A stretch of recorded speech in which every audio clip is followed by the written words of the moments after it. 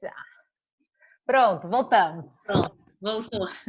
Então, a gente estava falando da Berta Lutz, quando ela voltou, né, da faculdade dela de biologia que ela fez na Sorbonne, na França, mocinha, ela voltou super sufragista, né? E aí ela fundou aqui com outras mulheres a Liga das Mulheres pelo Voto Feminino, não me lembro se era exatamente o nome do grupo, mas era parecido. E aí elas começaram com ações em favor do voto feminino. E aí tem uma foto que eu adoro dela, posso até te mandar, Thaís, que Quero é ela. ver, quero ver.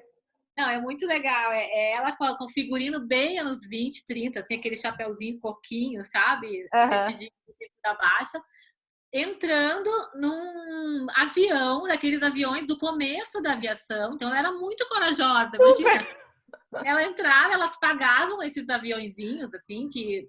Como pessoas de elite, né? Enfim, estudou na França, voltou. tinham grana, e era um grupo de mulheres, então não sei como que elas conseguiram esse dinheiro, mas elas conseguiam, entravam no avião e sobrevoavam o Rio de Janeiro jogando panfleto sufragista.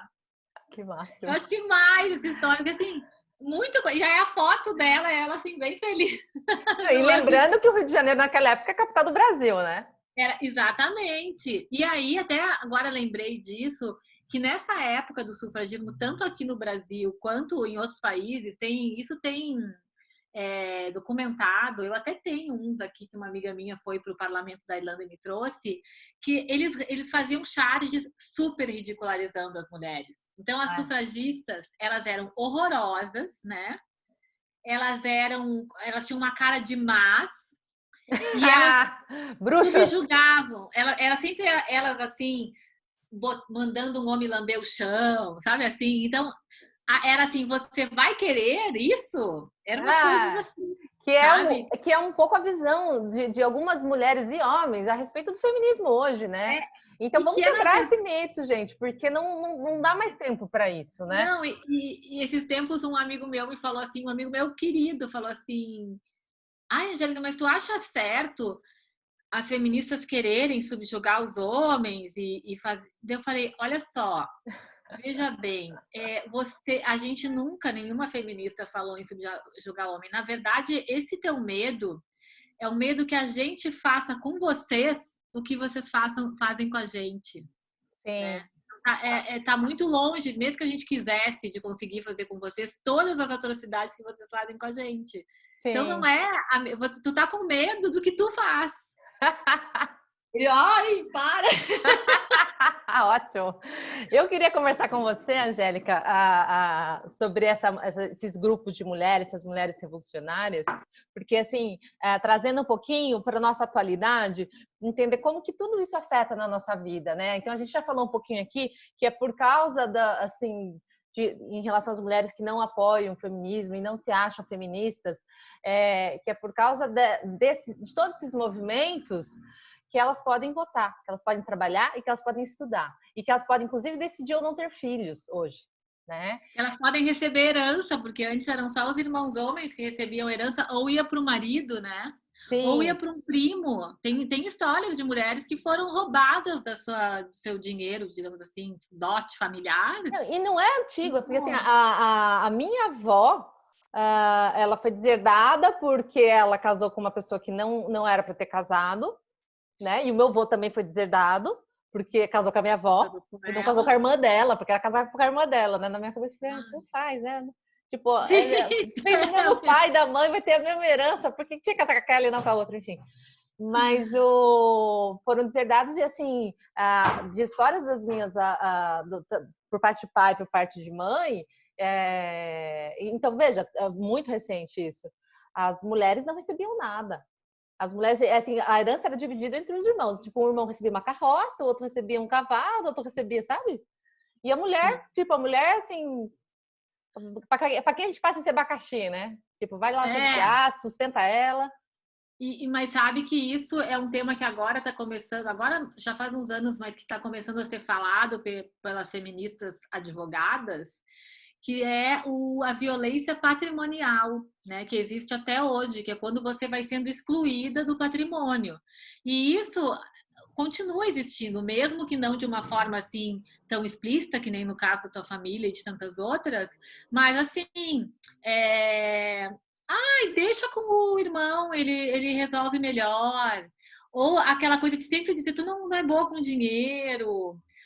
Isso existe muito nas famílias, sabe? Então, o dinheiro vai ficando com a parte masculina da família, que o Não, dinheiro e tem casais hoje, assim, a idade está dos meus pais, 50, 60 anos, que a vida inteira juntos, tipo 30, 40 anos de casamento, ele não deixava ela trabalhar, ela aceitou essa condição, não trabalhou, ficou a doméstica da casa, literalmente criou a filha, nunca trabalhou. Eles se separaram recentemente, tipo ano passado, e como ele tem todo o dinheiro, ela tá morando de favor na casa da irmã, depois, agora dos 50, 60, sem na mãe de sacrifício não tem como trabalhar, e uma pessoa que vivia na elite, entendeu? Em geral, a tendência é falar assim, ela aceitou. Eu acho que a gente não devia entrar nesse método, porque primeiro ela aceitou, porque é difícil não aceitar, porque a gente tem uma série de cargas e tal. Mas mesmo que ela pudesse não aceitar, eu acho que não vem ao caso a gente individualizar. Eu acho Sim. que a gente tem Tem que vários olhar. contextos também, né? Tem que tomar cuidado com o que a gente fala. Como você disse, o nosso linguajar, ele tem É, um viés machista já, né? Então a gente precisa realmente tomar cuidado com a isso. gente está sempre se policiando. Mas o que eu acho é que, assim, existem mulheres que se beneficiam de alguma forma dessa estrutura, sim. Mas quando a gente vai olhar em geral, o que a gente vê? Que as tarefas domésticas são sempre da mulher, né? A gente está vendo nessa quarentena cheio de casos de violência doméstica, cheio de mulher reclamando que o cara não faz nada, porque mesmo quando a mulher tem dinheiro, ela paga uma outra mulher para cuidar da casa, né? Em geral, uma mulher negra. Então, você vê que a base da sociedade, do capitalismo, é uma mulher negra. Por isso que as feministas negras dizem, né? Quando a mulher negra se move, toda a estrutura social se move, porque ela está na base. E então, o trabalho doméstico sempre é da mulher, né? É muito difícil. Você às vezes tem que se separar para não ter um trabalho doméstico. E às vezes você não pode separar. Enfim, tem várias questões. Mas o que acontece, né? Que aquela socióloga que eu adoro, gente, a Riane Eisler, né? Tem um livro maravilhoso. Pois eu dou. Ela fala, não é sobre isso o livro que eu gosto dela, mas ela fala muito disso do trabalho doméstico, a Silvia Federici também, que a gente vai nesse trabalho invisível e não remunerado, você cuida dos doentes da família, você cuida das crianças, dos velhos, de todo mundo, é um trabalho que não é remunerado, chega no fim da vida, você não tem nada guardado. E o homem tem o seu marido, digamos, né? Se a gente vai pensar assim nessa estrutura familiar heteronormativa. E aí ele tem o poder. Se ele quiser se separar e casar com outra pessoa X, ele tem o poder da grana, não é tu que tem o poder, né? Então tanto que tem países em que está sendo esses países que têm índices de desenvolvimento maiores, que é de remunerar o trabalho doméstico de alguma forma, sabe? De você ter isenções, porque esse trabalho é o que por que um homem consegue sair todo dia para trabalhar uma carga horária extenuante do capitalismo, né? De horas e horas fora de casa. Por que ele consegue? Porque tem uma mulher cuidando da casa. Ele não conseguiria ter roupa passada, limpa, para sair para trabalhar. Alimento pronto, feito. Claro que não é fácil para ele também, é horrível para todo mundo. Mas, enfim, o capitalismo, ele está baseado, ele está calcado nesse trabalho da mulher pobre, negra, em geral, né? Sim. Então, é muito cruel, não sobra nada pra gente. Tanto que a pobreza no mundo é uma mulher negra e uma criança negra, né? Porque quando você fragiliza a mulher, você está fragilizando a infância também. Exatamente. Até em relação a essa relação capitalismo com a mulher,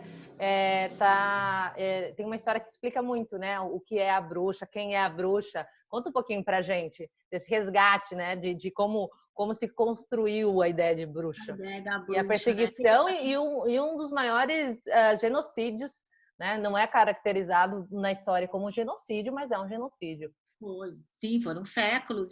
Não, tanto que a gente estava falando da Hipátia, né? 1000 anos antes do que a gente considera o período das caças bruxas, já existia uma coisa de você não consegue nomear aquela mulher, não consegue, daí você chama de bruxa, né? É uma bruxa, Deus não gosta dela, ela é envolvida com coisas do demônio, porque não tem explicação, você tem que ir para o nível irracional, né? No Outlander tem muito isso na série, né? Tem, total nível racional, não tem explicação nenhuma, então vamos criar uma coisa fantasmagórica, Medo, assim, vamos mexer no medo, né? O medo hoje move a sociedade, né? Já visto aqui já visto o Covid, né? E toda essa história. Tudo. Eu Não, gosto já muito de vi. uma chargezinha assim, adoecer do quê? De tanto ver notícias. Não, e de ter um presidente genocida que é um patriarca, sabe? Que não gosta de mulher, que menospreza as minorias políticas, enfim. Nem vou entrar nisso, que daí a gente vai ficar com raiva. Não, e lembrar que foi por causa das feministas, de todas que morreram e de todas que agiram e que todas que não tiveram herança no final das contas, etc, etc, que essas mulheres hoje podem, inclusive, votar nesse cara, né? Exatamente, exatamente, é surreal, meu. Mas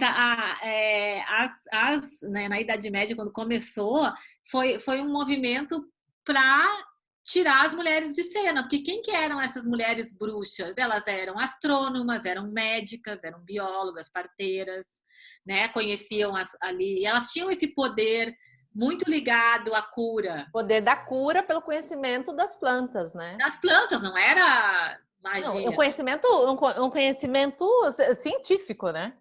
Elas eram cientistas, essas Super, mulheres. super. Hoje o que a gente manda fazer em farmácia de manipulação é o que seria mandar fazer a farmácia de manipulação de 1500, né?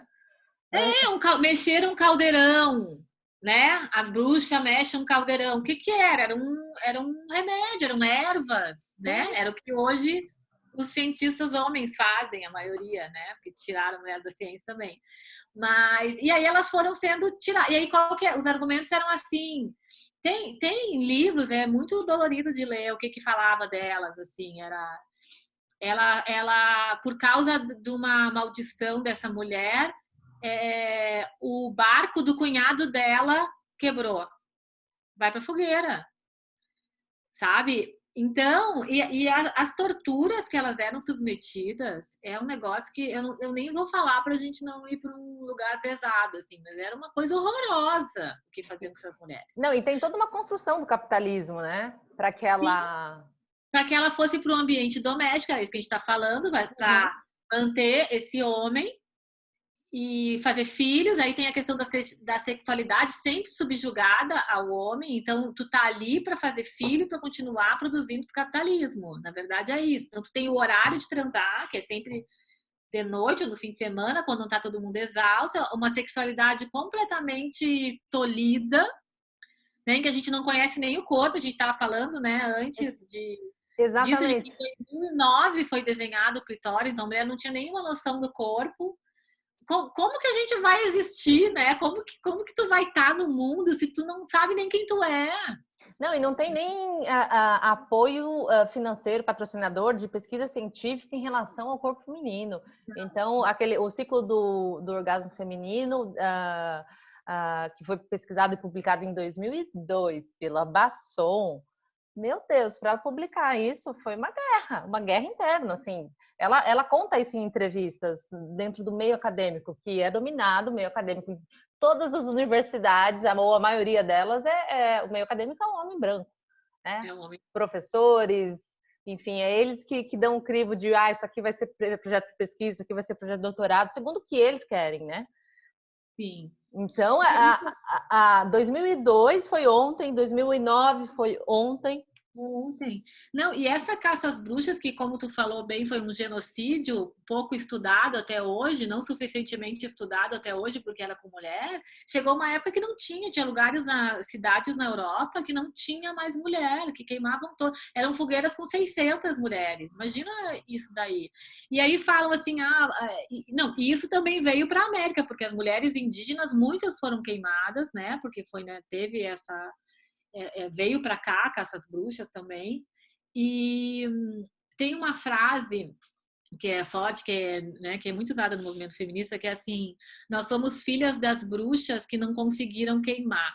Mas essas mulheres que não foram para a fogueira, né, e aqui eu não estou fazendo um julgamento, elas tiveram que calar, elas tiveram que ficar quietas. Então, na verdade, nós somos descendentes das que ficaram quietas, das que calaram, das que engoliram. Que é algo que fazemos até hoje, né? E é o que Engolir. O normal hoje é ficar quieto, o normal hoje é engolir. ficar. E quando a gente estimula que as mulheres se manifestem os direitos, elas são vítimas de violência ou do feminicídio que não para de aumentar. Por que o Exatamente. feminicídio não para de aumentar no mundo, principalmente no Brasil? O que está acontecendo? Do que estão falando, né? Estão falando. Tem uma entrevista que eu fiz também com a Ilka Teodoro, que eu adoro, ela é uma advogada feminista, e é sobre mulheres detentas, porque está aumentando no mundo inteiro o número de mulheres detentas, né? E a gente tinha que parar para chorar na entrevista, foi assim. É isso, porque é um reflexo disso. As mulheres estão se colocando, as mais pobres, porque são pobres e negras, as mulheres, né, detentas, assim como os homens detentos. Tira elas de cena, prende. E a realidade da mulher detenta é muito mais cruel do que a do homem. Elas não podem, por exemplo, receber visita íntima, né? Então a sexualidade acaba também ali. Não, tem um movimento que é de doação de absorventes para mulheres detentas. Não tem absorvente. Tem relatos de mulheres que têm que dar à luz algemadas.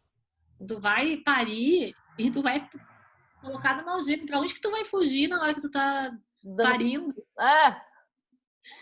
Então você vê que é assim, se a gente não fica, se a gente fica calada, a gente enlouquece, né? E aí tem, é louca. Se a gente fala, a gente também é louca às vezes. Então assim, tanto que a maioria das mulheres, né, acho que você tem um número até mais correto do que o meu, eu me lembro que era 70%, não sei se está certo. A maioria das pessoas que tomam antidepressivo no mundo é mulher. Por quê? Sim, quero muito conversar sobre isso. Assim, tem muitas questões que a gente traz aqui, principalmente assim, a OMS, um tempo atrás, isso eu acho que é uma pesquisa de 2017, se eu não me engano, falou que a depressão seria uma das maiores causas de morte, né? Seria como se fosse uma pandemia, e hoje a gente já sabe muito bem o que é uma pandemia, porque ia atingir a maior parte da população, mas principalmente as mulheres. A depressão atinge principalmente as mulheres.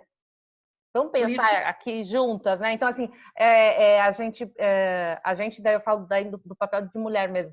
A gente busca a farmácia remédio para dormir, a gente busca na farmácia antidepressivo, a gente busca na farmácia estabilizador de humor.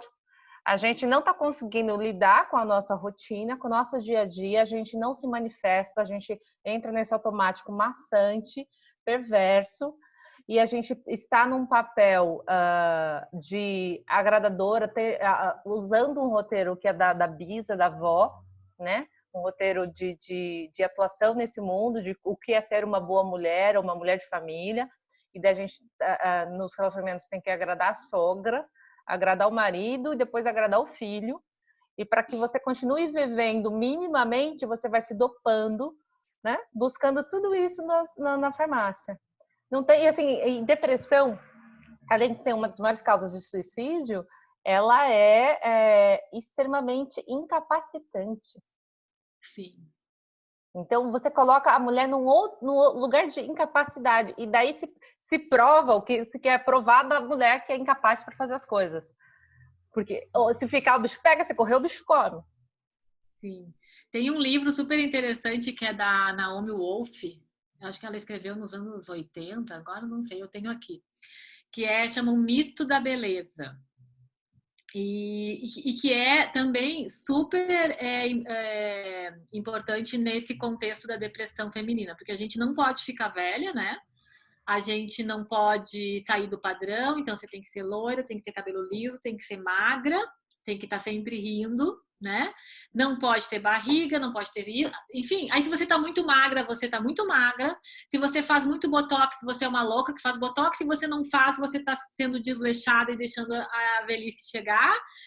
E, enfim, e aí você nunca... o teu corpo nunca tá no lugar certo. Ou você tem muito peito, Então, tem o Embrace, né, que é um documentário que mostra isso. Eu não sei o número de pessoas, de mulheres insatisfeitas, os homens também, mas as mulheres mais satisfeitas com o seu corpo é brutal. Você vê crianças já se achando gorda, né, se achando inadequada. Isso também tem um peso na depressão, né? Porque você nunca serve, ou você serve durante um pequeno espaço de tempo, né? Sim. Então, se você não engravida, porque você não engravidou, se você engravidou, você ficou gordo, nunca tá bom. Nunca tá bom. Nunca tá bom, a vida inteira, né? E assim, a mulher passa por essa violência desde a escola, né? Desde muito cedo. E aí você vê, tem uma... Eu vi já um TED com uma... Não vou lembrar o nome dela agora, mas depois eu procuro aqui. Que era sobre como a mulher é colocada nas campanhas publicitárias e como o homem é. Aí ela botou uma foto do Brad Pitt e da Linda Evangelista, sabe? Que tem a mesma idade. Botou uma foto deles numa campanha publicitária para o mesmo cliente. Eles tinham 35 anos, eu acho, 40. A foto do rosto dos dois. Os dois são lindíssimos, então a gente está no padrão de beleza, a gente não pode... Né? Brancos, loiros. Brancos, loiros, de olhos azuis, no padrão de beleza. Ela não tem um poro na pele. Ela foi toda photoshopada como se ela fosse uma mulher maravilhosa, né? Estava jovem, enfim. E ele também. Só que ele é um homem de 35 anos, normal. Tem umas rugas. Gato, lindo, maravilhoso. Mas tu vê que, assim, o padrão da beleza feminina é inatingível. Nenhuma mulher tem aquela pele. Que não tem poro nenhum, que não tem marca, que não é humano aquilo. Não é real, não é real. Não é real. É impossível atingir. Então, assim, o homem é real. Então, o cara, por mais que ele não seja o Brad Pitt, ele vai se olhar e ele vai se ver no galã. A gente não se vê na mocinha. Uhum. A gente não se vê porque a gente nunca vai chegar. E aí a gente fica gastando milhões de cosméticos que não levam a nada, que é tudo uma mentira, né? Tem um monte de atriz que já tá falando, olha, essa aqui da foto não sou eu. Isso aqui não sou eu não sou eu, a minha cara não é assim, o meu corpo não é assim, eu tenho celulite, né? Eu tenho marcas de ser uma pessoa. Então, isso vai causando um deslocamento entre a tua imagem real e a que tu almeja, que nunca vai causar uma insatisfação tremenda, e essa insatisfação ela só vai ser saciada à base de antidepressivo. E sabe quando que isso começou? Nos anos 70, quando a mulher começou a chegar a cargos de chefia. Então, assim, chegou em calma, a sociedade inconscientemente fala, vamos dar um jeito de ela gastar dinheiro com outra coisa, dela se sentir frustrada. Sabe que uma vez quando eu tava gravando as entrevistas do Você é Feminista Não Sabe, eu gravava com um amigo meu, que é um pouco mais novo que eu, o Vitor, que eu amo ele, e a gente tava conversando muito sobre essas questões. E eu falei, Vitor, tu sabe quanto custa, Vitor, para pintar o cabelo, para tirar os brancos? E daí ele falou, não sei, na época, assim, né? Ele falou, o quê? Uns R$40, isso faz 5 anos. Eu falei, não, Vitinho, 250 na época, né? O barato, o cabelo curto. Ele, então essas meninas aqui da Serra Gaúcha, porque ele morava lá, e lá no Rio Grande do Sul é muito forte isso, né, do padrão.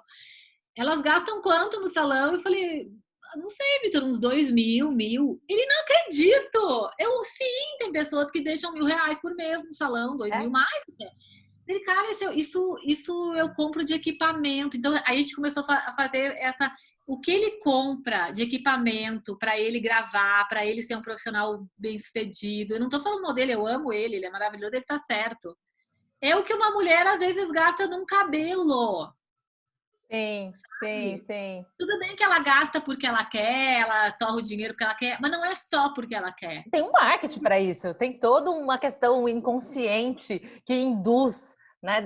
Induz para que a gente ache que isso é uma decisão nossa, de autonomia, de não, eu que quero, eu mando no meu dinheiro. Só que não. Exatamente. Ou assim, foi uma questão de opção eu ficar em casa com os filhos enquanto o meu marido vai trabalhar. É opção ou é falta de opção?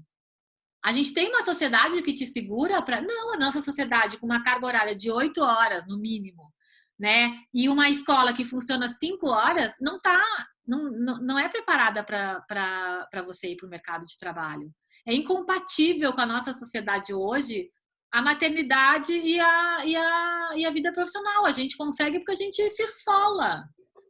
É isso mesmo, é isso É mesmo. difícil até para o pai, para o homem ser pai é difícil também, com uma carga horária dessa. Então, como é Sim, que a gente vai ter uma educação afetiva dentro de casa se está todo mundo esgotado, né? Então, assim, é isso o mesmo. patriarcado é nefasto, né? É isso mesmo, é isso mesmo. E também a gente traz essa questão do feminismo agora para a questão da maternidade, né? Do ser ou não ser mãe. Sim, sim. E essa construção, né? De já que essa ponto de vista biológico, né? Já que você tem um útero, você vai ser mãe. E essa cobrança das mulheres, né? Quando chega uma certa idade, não, você tem que ser mãe, tem que ser mãe. E aquela coisa que você estava dizendo, né? Depois que você tem o primeiro filho, ainda tem essa cobrança, não vai ter só um. Como se fosse. Não, e ninguém cobra do homem que porque ele tem espermatozoide, ele tem que ser pai, né? Eu nunca vi. Eu nunca vi. Eu falei assim, nossa, você já tá com quase 40 anos, você não vai ser pai, não? Não, e sabe o que eu Nunca estava vi. lendo esses dias? Que tá se chegando à conclusão, porque tem um negócio assim, que quando nasce uma criança com alguma deficiência intelectual de uma mulher com mais de 40 anos, é porque a mulher estava com os óvulos velhos. E hoje está se chegando à conclusão que pais velhos, homens, também têm influência na. É que eu não gosto de falar na deficiência das crianças porque não é uma coisa ruim, né? A sociedade trata como ruim. Uhum. Até é um exemplo assim que pode ser preconceituoso, né? Mas assim, não quero ser preconceituosa porque as crianças que nascem com deficiência também são maravilhosas, né? Aliás, Uhum. o que é ter deficiência, né? Nós também temos deficiência. Então, enfim, mas Muitas, muitas, em todas as áreas, inclusive. Emocional, tudo intelectual. Às vezes eu tô andando e eu tropeço. mas você vê que sempre tem uma coisa de assim, quando a gente vai atribuir uma culpa de uma coisa que você não sabe direito por que acontece, é da mulher, né? Tem uma época que culpavam as mães pelos filhos autistas, que diziam que era porque a mãe não tinha sido amorosa o Não, suficiente. o mais interessante é as pessoas a pensarem hoje em dia, e pessoas assim, até com acesso à educação, isso que é o mais bizarro, que você não me dá um filho homem. Gente, é o homem com seu espermatozoide que passa o cromossomo Y e é a responsabilidade, óbvio, né? Não existe essa palavra, mas o bebê só pode ser gerado e ser homem se receber o cromossomo Y, senão ou é o homem, é da homem que vem o X e o Y, né? Não é responsabilidade da mulher. A mulher só pode oferecer X. Ela é XX no DNA, então ela só oferece um X.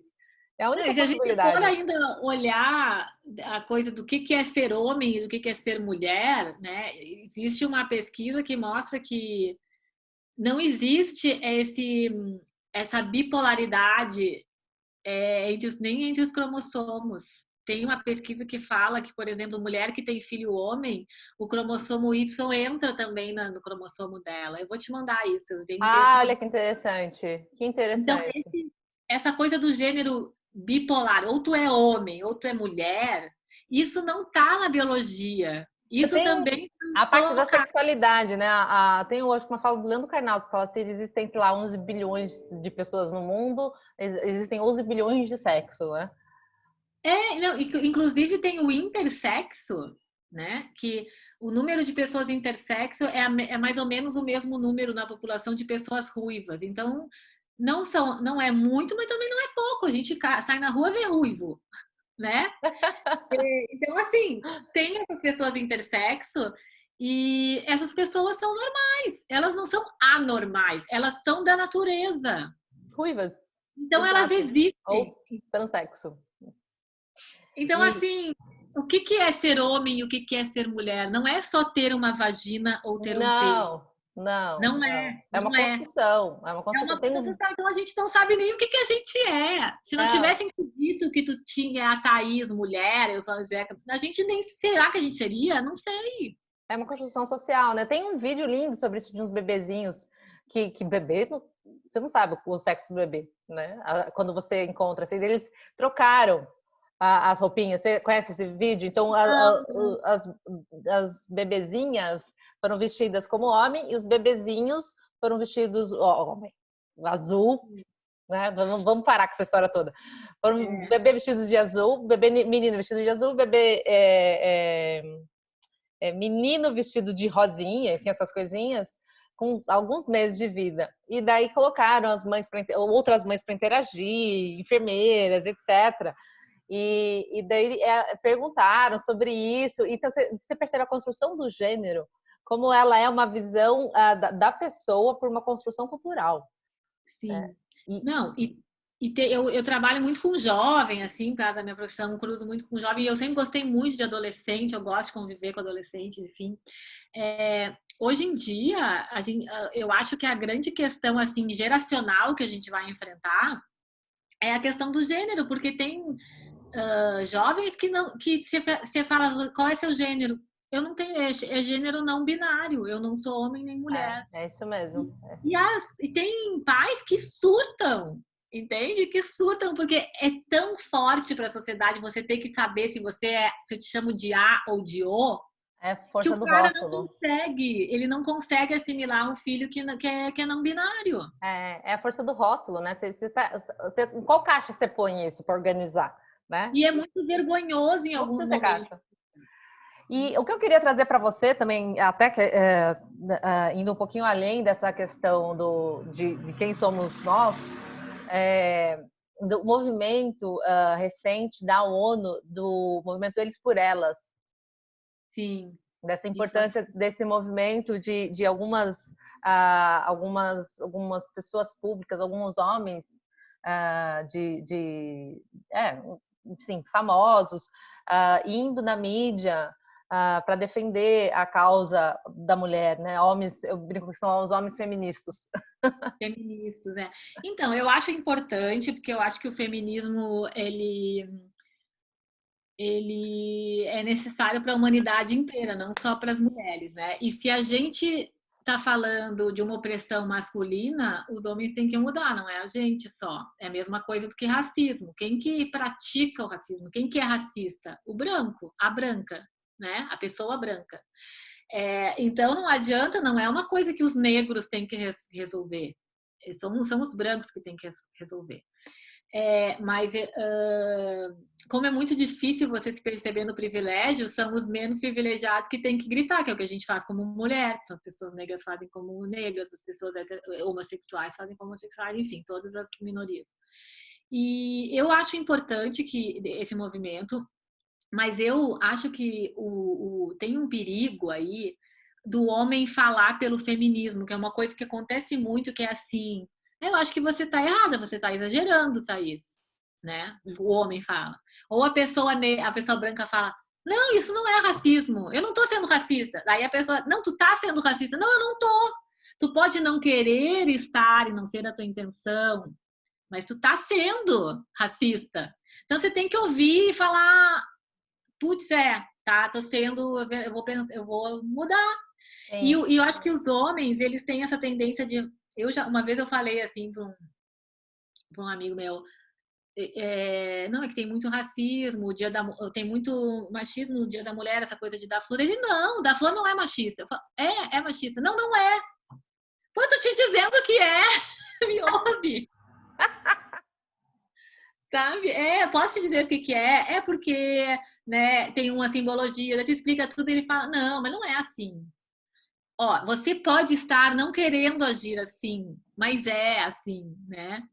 Então eu acho que eu não estou criticando esse movimento, eu acho importante, porque o homem tem que estar junto no E você também combate. não está criticando quem dá flor para as mulheres.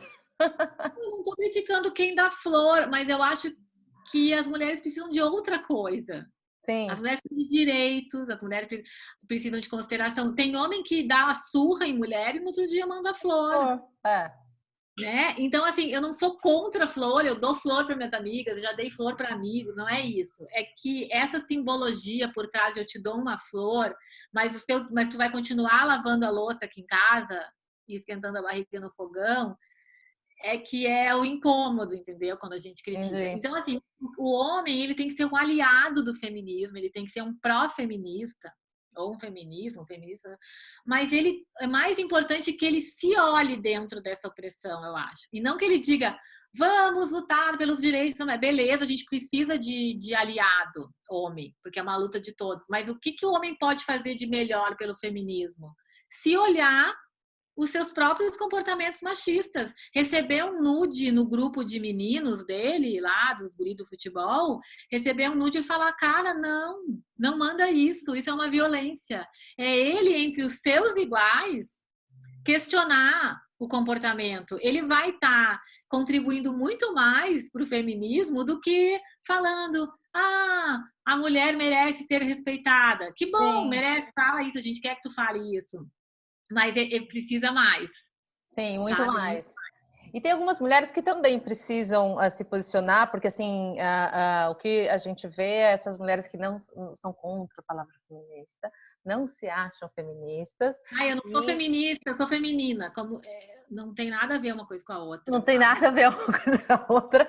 E essas mulheres imitando comportamentos disfuncionais, tóxicos, masculinos. Né, que até os homens estão querendo, assim, os mais conscientes, né, estão querendo melhorar isso em si. E, Mas e as, é que mulheres assim, imitando esse comportamento masculino, imitando o jeito como eles se vestem, o jeito de trabalhar deles, a competição acirradíssima, desleal, perversa. é que ela foi ensinada. Assim, eu acho que tem vários tipos, né, de mulheres e condições da mulher. Tem mulheres que não tem outro jeito, que se elas questionarem ou se elas não agirem desse jeito, elas morrem, né? E tem mulheres que não conseguem atuar se não é nesse jeito de subjugar o outro, porque elas foram ensinadas assim. Então, elas emulam o comportamento masculino para chegar em algum lugar na sociedade, senão elas não chegam, né? É muito difícil chegar.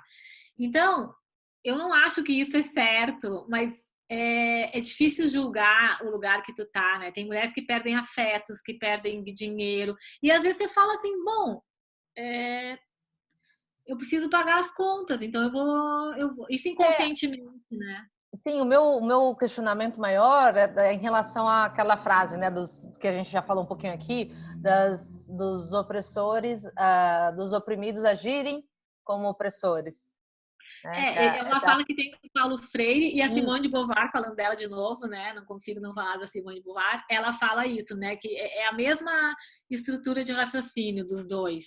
Que é se você não tem aliados entre os oprimidos, o opressor nunca teria vitórias, né? É porque sempre os oprimidos, na esperança de não serem tão oprimidos, eles ficam. Tem até uma um padrão assim de ilustração que é assim, o chefe gritando com o empregado, o homem gritando com a mulher gritando com o filho gritando com o cachorro, Sim, é isso né? mesmo. E você vai repetindo. Comportamento aprendido. A gente estuda isso em psicologia. E a gente estava falando antes de começar a entrevista daquele documentário Humanos, né? Human. A primeira fala do documentário, eu vou dar esse spoiler para ver se as pessoas veem o documentário. É só a primeira fala, então é o spoiler do primeiro take. Tem um detento, né, um homem negro que está preso, né, e ele fala que ele nunca recebeu amor, né, que o que ele ouvia era: eu estou te batendo porque eu te amo. Essa é uma frase que a gente ouve muito. Eu estou fazendo isso para o teu bem. A gente ouve, os pais Tô falam fazendo isso. isso pro teu bem. Nossa, muito. Você está sofrendo, mas é para o teu bem isso, sabe? Eu só quero o teu bem. Então a gente aprende que o amor é a dor, sabe? É a mesma coisa em comportamentos entre casais, que é assim, o ciúme é uma coisa boa. Ai, eu sinto ciúme de ti porque eu gosto demais de ti. Se quem não gosta não tem ciúme. Eu já ouvi isso uma vez de um namorado meu, que eu não sentia ciúme dele porque eu não gostava dele. Hum. Então, Mandou ele para terapeuta? Então você vê que a gente. E você vai vendo em filme, literatura, sempre tem esse padrão do sofrimento, do amor romântico ser um sofrimento. Então, se eu estou sofrendo por esse homem, é porque eu amo ele. Não, amor não é sofrer, Não, né? e tem uma questão também nessa questão dos opressores, né? As mulheres caminhando por esse tipo de jornada, com esse tipo de atuação, oprimindo homens e oprimindo também outras mulheres, né? ou consciente ou inconsciente, seja lá qual a justificativa disso, que sociedade que a gente constrói? Né? Não é uma sociedade baseada no amor e no respeito. Então a gente vai construindo uma sociedade doente, né? Que assim já vem de séculos ou de milênios, por uma crueldade, uma perversão, uma truculência da figura masculina com a figura feminina em todas as posições, cargos e relações, né? Inclusive relações, inclusive acho que até mais, né? Relações afetivos sexuais. E daí construindo núcleos familiares, as comunidades de uma forma completamente assim baseada numa energia corrosiva, sem o respeito devido pelo ser humano. Daí a gente está falando, porque eu não acredito, eu acredito sim que o meu trabalho com o resgate do feminino ele passa pelo feminismo, porque eu não conseguiria 500 anos atrás, reunir um grupo de mulheres para falar sobre autoestima, empoderamento, sexualidade e por aí vai, se todas essas mulheres não tivessem morrido antes de mim. Né? Então, assim, eu só consigo falar sobre o feminino hoje, esse resgate da mulher selvagem, que é aquela mulher intuitiva, aquela mulher que respeita os próprios pensamentos, que ouve o seu próprio corpo, né? Que respeita os seus ciclos orgânicos e vê isso com naturalidade, mudando e harmonizando suas relações, porque o feminismo permite que isso exista. Né? Então, são temas muito intrínsecos, né? São temas primos, vamos dizer assim, e a gente só consegue fazer esse resgate porque existe hoje essa oportunidade oferecida por tantas mulheres e alguns homens também no meio dessa história. E é importante assim resgatar, a gente não é contra os homens. Eu não vejo uma sociedade só de mulheres para mulheres eu não vejo. Então quando eu tenho aquela frase the future is female, eu sempre corrijo assim, não, the future is also female, né? O futuro é feminino, ok, mas que o feminino também não é só feminino. Eu não quero um mundo só de mulheres, né? Eu amo os homens, amo meu pai, meu irmão, meus primos, meus amigos. Poxa, todos os parceiros que eu tive na vida, eu tenho super respeito. Agora, que o mundo seja também feminino, né? Que a gente também possa existir. Que a gente também possa existir, que o homem não ajude na família, mas que seja um parceiro, né? Ele ajudou a lavar louça, ele ajudou a cuidar do filho. Hello, não, ele é parceiro, tem responsabilidade, né? Então, por isso que eu não consigo mais, enquanto paciente, né? Quando eu vou fazer terapia, eu não consigo mais fazer nenhuma terapia, nem nada, sem esse recorte do feminismo, sabe? Porque, para mim, é isso que é o meu buraco. Claro, a gente tem questões familiares, mas para mim tudo é isso. Tudo é essa questão de eu não poder existir. Inclusive, eu estava lendo esses dias que tem terapeutas hoje em dia que tratam pessoas negras, por exemplo, em terapia, que receitam livros antirracistas, livros de filósofos antirracistas, sabe? E a mesma coisa com mulheres que receitam, faz parte do tratamento, ler Simone de Beauvoir, ler as pensadoras feministas, para entender por que a gente está com essa angústia. Sim. Não é só uma angústia, porque aconteceu uma coisa no meu trabalho, isso está recortado sempre. Sim. Né? Essa questão de e a gente precisa entender que essa nossa luta por estar em lugares, por existir, por compartilhar as responsabilidades da casa com parceiros, essa luta pela nossa liberdade sexual, quantas mulheres me procuram e falam, Thaís, eu não sei se eu tenho orgasmo, não sei se eu já tive, né? Não sei. E isso não é uma questão para a maioria dos homens, né? Não, sim, a gente é criada para estar sempre com a perna fechada, porque é feio sentar de perna aberta para menina. Então você está sempre escondendo a sua sexualidade. Você não pode ser puta, você não vai ficar falada porque ou você é puta, ou você é feia, ou você é sem graça. Sempre tem isso tem muito, né? Mulheres públicas sempre são xingadas pela sua vida privada, nunca pela sua vida pública. Então, tu é puta, tu é mal comida, ou tu é recalcada. É sempre assim, ou tu é sapatona.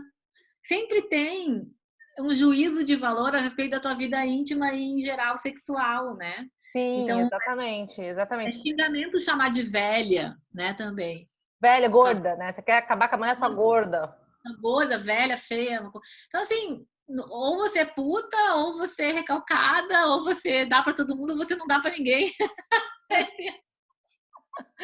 Cria teia de aranha.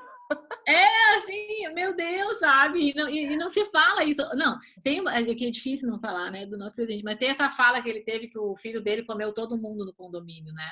É, Uma frase extremamente machista. Ele nunca falaria com orgulho que ele falou que a filha dele deu para todo mundo pois no é, condomínio, pois né? é. Enfim, e como se isso fosse uma grande coisa, a vida pessoal do cara também, do filho, você está expondo a vida pessoal e das pessoas do condomínio. Então, o que interessa com quem você dorme, com quem você. Por que é tão importante para o outro a tua vida sexual, Isso, né? então, e daí assim, a importância do resgate dos grupos de mulheres, de se pensar tudo isso, porque é tudo esse lugar do feminismo na nossa vida, de todas nós, homens e mulheres, defendermos o feminismo, né, e fazer com que ele seja real em cada atitude, rotina do nosso dia a dia, e fala, etc. É porque é uma questão de saúde mental, gente. Não só uma questão política, econômica, mas uma questão de saúde mental. Quantas mulheres estão doentes, depressivas ou com outros transtornos ou distúrbios, enfim, já às vezes diagnosticado assim, é uma minoria, porque quanto existe desse iceberg, né? O diagnosticado é a ponta do iceberg. O que está escondido é o não diagnosticado, mas que existe. Então, assim, essa submissão, esse apagamento, esse silêncio, né, essa conivência, essa subjugação, tudo isso tem um preço. Se não for econômico ou político, é na saúde mental dessas mulheres, né, que Vai são vir extremamente criança também. afetadas. Então, e assim, eu parto de um princípio meu, assim, como missão, trabalhando com mulheres, assim, é o microcosmo que transforma o macrocosmo, né? Então vamos curar a gente, vamos transformar a gente, vamos derrotar o machismo dentro da gente, vamos derrotar o patriarcado dentro da gente, né? E daí quando eu me transformo e eu melhoro e eu consigo enxergar as coisas, eu vou educando com gentileza quando for possível, né? As pessoas ao meu redor e eu me transformo, as coisas se transformam por consequência do meu lado. Então Sim. isso vai reverberando de uma maneira indireta na minha família, nas minhas relações de amizade, no meu trabalho. Então tem um poder de rede muito grande essa transformação. Então é isso que eu vejo assim a atuação do resgate da mulher, desse empoderamento, e até eu gostaria que você trouxesse aqui a questão da palavra empoderamento também, porque é bom a gente olhar para isso com outras lentes. Esse resgate é um resgate para restaurar uma funcionalidade e relações saudáveis em toda uma sociedade. Né? Então, a gente não está falando aqui de uma questão abstrata, longe. Não, a gente está falando daqui, né? Da nossa existência, no nosso cotidiano, a cada segundo. Né? De como a minha vida e o meu jeito de me portar afeta a sua, afeta quem está do outro lado do mundo. Porque a gente ou está silenciando, ou está baixando a cabeça, ou está. Assim, porque mulheres transgressoras não abaixaram a cabeça e não se calaram, que a gente pode aqui falar isso na internet hoje. Né? E pode Sim. votar, e pode trabalhar, e pode estudar. Hoje estou fazendo minha segunda graduação e estou fazendo mais 2 pós ao mesmo tempo, meio enlouquecida. Mas por quê? Porque eu posso. Né? Porque mulheres antes de mim morreram para que eu tivesse esse direito. E eu quero deixar o mundo para as minhas sobrinhas. Eu optei por não ser mãe, fui cobrada muitas vezes pela família. Será muito ainda também. Eu optei por não ser mãe, mas eu quero deixar um outro mundo, que essas minhas sobrinhas não precisam tomar o tanto de antidepressivos que nós tomamos. Né? Eu já 3 vezes tive que tomar antidepressivo para me ajudar a sair do lugar que eu estava. E assim, Gente, quando a gente fala, não é uma crítica, né, a quem toma antidepressivo. não, pelo amor de Deus, é uma ajuda. Se eu não fosse aquilo, eu não sei onde eu estaria. Né? Eu estava Sim. prostrada na cama, eu não queria nem comer mais. Né? Mas Porque é o que significa tantas mulheres precisarem desse auxílio, né? É muito mais isso do que uma crítica, ai, não é para tomar. Porque é importante às vezes, né? É o que não, faz você conseguir. É um salvador, eu não sou contra. Eu sou, o que eu questiono é o excessivo uso e a excessiva necessidade, né? E não tratar a causa, né? Tratar só o sintoma, né? Qual que é a causa Exa- desse sintoma? Inclusive, Exatamente. cada vez criança mais jovem com depressão, meninas e meninos, né? Por quê? Porque é uma sociedade que não está bem. Doente, doente, doente. Olha as escolas, do jeito que são, como se subjugam também a criança, não dão vazão para a criatividade, né? A maioria. Então, assim, é muito difícil mudar. Só que a gente tem que começar. A Berta Lutz, por exemplo, não foi mãe.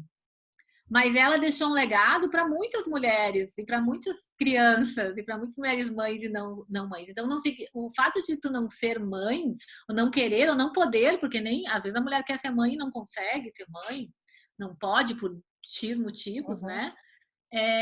Não quer dizer que você não vai deixar uma semente do feminino, né? Então, Ou que a foi menos mulher, ou menos esposa, ou menos alguma coisa.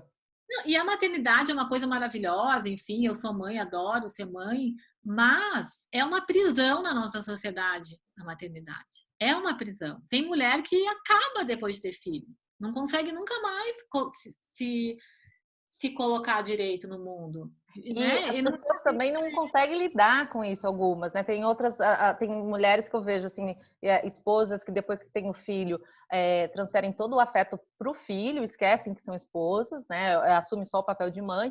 E tem homens também em relações que bom que o homem é participativo, né? E tá entrando numa outra posição de realmente estar presente na vida e educação desse filho, na criação principalmente afetiva, mas homens que também esquecem o seu papel de marido e ficam em função do filho. Então, Não, ou então desmerecem o cansaço da mulher. Assim, que mulher que vai ter tesão de ficar o dia inteiro sozinha cuidando da casa e da criança? É super sobrecarregado, é super pesado esse trabalho. E o cara sentado no sofá vendo TV no fim de semana e a mulher trabalhando. Como é que você não vai viver só por filho? Você não quer nem olhar para aquele cara.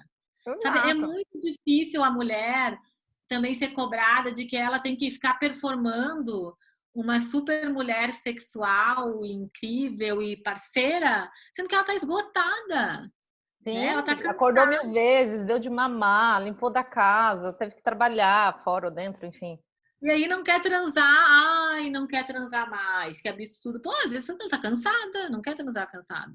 Ou tu perde o tesão naquele homem que não tá contigo. Exato, exato.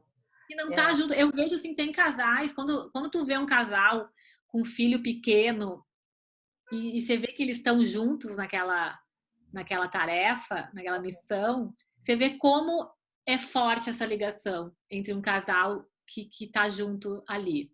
É super forte, porque é a base assim, é a confirmação de que se tem um companheiro e uma isso. companheira. Você estava dizendo outro dia, né, que você falou assim, ah, nossa, eu tenho muito tesão quando eu conheço um parceiro que lava a louça comigo, cozinha comigo, limpa o chão comigo, lava a roupa, pendura. Não tem coisa mais libidinosa do que um homem que tá contigo, que te ouve, ou que tu tem uma. É que a gente tava falando do Outlander várias vezes aqui na entrevista, É, né? Tem uma cena que eu acho muito boa, porque aquele homem é maravilhoso, né? O Jimmy. Quem não viu o Outlander, quem já viu sabe do que estamos falando. Aquele isso. homem é maravilhosa também. A gente tem que falar depois dessas referências, né? O Outlander se Sim, encontra no Netflix, o Humanos é no YouTube, o sim. documentário Humanos, que tem a versão 1, 2, 3, é maravilhoso, é muito real, muito atual e muito. Se você ainda, depois de todo esse vídeo, não se convenceu se você é feminista ou não, assiste Humanos. Né? Assiste Humanos, assiste todas as entrevistas do canal aqui, do Você é Feminista e Não Sabe, da Angélica. Angélica, você tá aí? Parou um pouquinho aqui o vídeo para mim. Voltou. Voltou. Eu Voltou. tava falando para todo mundo assistir. É o Netflix. Não, tá aqui. Voltou. Oi? Você tá travadinho. Voltou. Agora voltou. Eu tava falando dos filmes do Netflix. Então tem o Outlander do Netflix. Acho que a Angélica travou de novo. Que é um seriado super feminista. Tem Humanos no YouTube. Tem o Embrace, que também está no YouTube. Tem no Netflix. No Netflix tem aquele They Are Beautiful When They Are Angry, né? Elas são bonitas quando estão bravas, é isso, Angélica? Você voltou aqui? Tá me ouvindo? Isso. She's beautiful when she's angry. É isso aí. Isso. Tô ouvindo, tô ouvindo. E tem o das sufragistas também, né? Que chama As Sufragistas, tem a Meryl Streep no papel da líder delas, que também é bem interessante o vídeo. Angélica? Oi, peraí só um pouquinho que eu vou... Tá. Peraí que eu vou... Só um pouquinho. Então, a gente estava falando aqui dos documentários, do She's Beautiful When She's Angry, do Netflix, do Humanos, que tem, acho que volume 1, 2 e 3 no YouTube, do As Sufragistas. As Sufragistas, que é um filme, né, de ficção, baseado em fatos reais. E o Embrace está no YouTube, né? Tá no YouTube também, Embrace. E tem, acho que no Netflix. Tem no Netflix também. E o seriado Outlander, que é uma ficção maravilhosa. Assistam. E para quem quiser saber um pouquinho da história também da Maria Madalena, tem o Maria Madalena do Netflix. Você já assistiu? Eu não assisti ainda porque eu tô com medo de me irritar. Não sei se é. Então, depende da cena, mas eu vou dar um spoiler total para que todas se animem. No final. Colocam ela. No final do 10 milhões de coisas, assim, que ela banca, ela é poliglota, né? Enfim, no último episódio tá ela pregando nas montanhas, sozinha. Então eu vou ver, é só por causa disso. Assista.